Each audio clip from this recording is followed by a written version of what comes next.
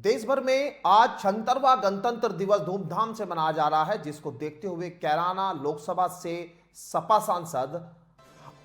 इकरा हसन ने भी कई कार्यक्रमों में आप पहुंची। इकरा हसन ने कहा कि देश प्रगति की राह पर बढ़ रहा है, लेकिन बढ़ती आबादी पर इकरा हसन ने क्या कहा, सुनिए एक बार। राष्ट्रीय किसान पीजी कॉलेज में यहाँ पर उपस्थित हमें प्राचार्य जी, सभी टीचर्स, स्टूडेंट्स और हमारे क्षेत्र के सभी सम्मानित लोग जो यहाँ पर मौजूद हैं, आप सभी को नमस्कार। आज गणतंत्र दिवस के अवसर पर मैं आप सभी को शुभकामनाएं देना चाहती हूँ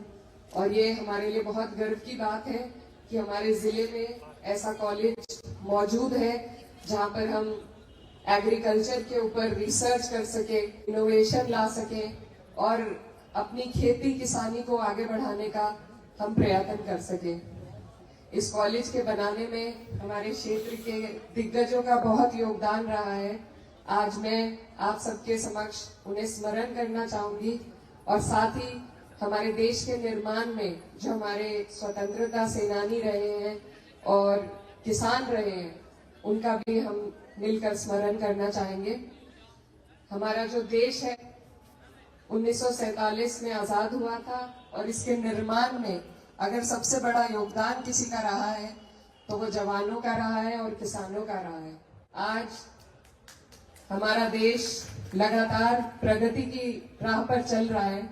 लेकिन अभी भी जो हमारी कुछ कमियां हैं, हमें उन्हें भी पूरा करने की जरूरत है। जैसा हम सुनते आ रहे हैं कि आबादी बढ़ती जा रही है और जो हमारा लैंड है वो कम होता जा रहा है, तो कृषि उत्पाद के लिए जो भूमि है वो धीरे धीरे कम पड़ती जा रही है। इसलिए आज के दिन में अगर किसी चीज की सबसे ज्यादा जरूरत है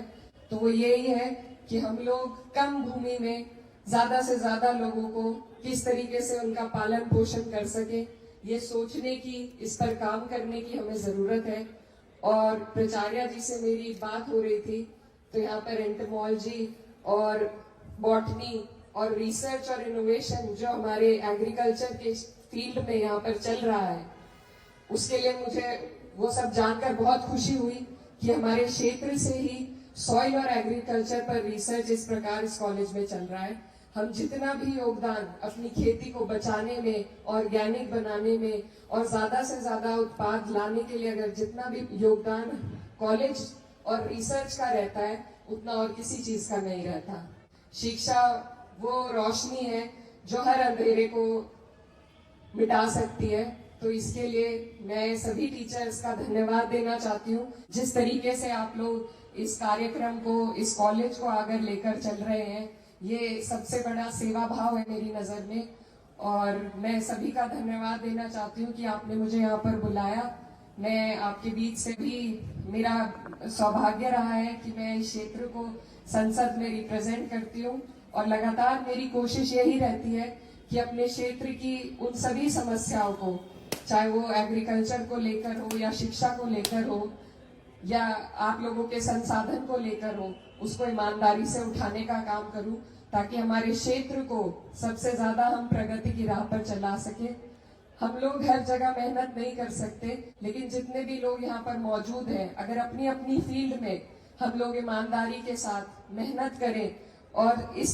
सोच के साथ मेहनत करें कि हमें अपने देश के लिए, जैसे हमारे पूर्वजों ने बलिदान दिया था, उसी तरीके से ईमानदारी के साथ अपने क्षेत्र में हम योगदान देकर अपने क्षेत्र को जितना भी आगे बढ़ा पाएंगे, वही हमारे देश को आगे लेकर जाएगा। तो आप सब से मुझे ऊर्जा मिली है और यही मैं आशा करती हूँ कि हमारा ये